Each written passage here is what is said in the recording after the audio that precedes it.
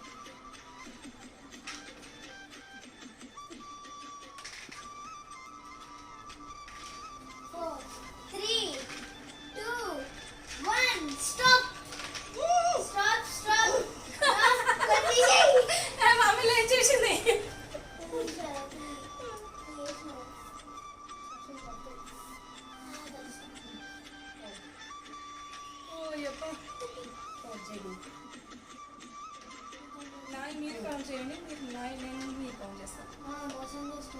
అది బెటర్ కదా. నేను